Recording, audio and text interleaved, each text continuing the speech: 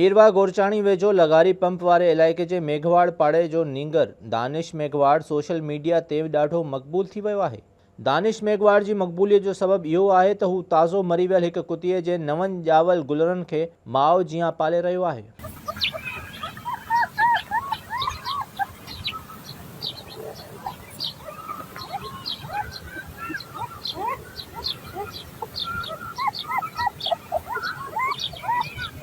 Danish मेघवाड़ social media ते viral थियल पंहिंजी वीडियो में ॿुधाए थो त हिननि गुलरनि जी माउ हफ़्तो ॾेढ अॻु मरी वई हुई ऐं हाणे हू पंहिंजे ख़र्चे मां खीर ख़रीद करे गुलरनि खे पीआरे थो ऐं हुननि जी सार संभाल बि लहे थो।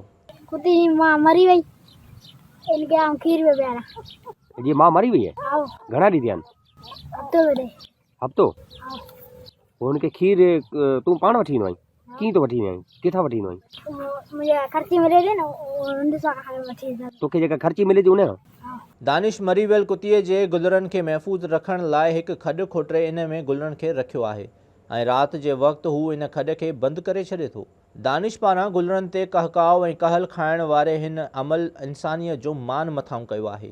दानिश असांजो हीरो आहे ऐं हिन नंढड़े ॿार पंहिंजे अमल सां मुआशिरे खे वॾो पैगाम ॾिनो आहे।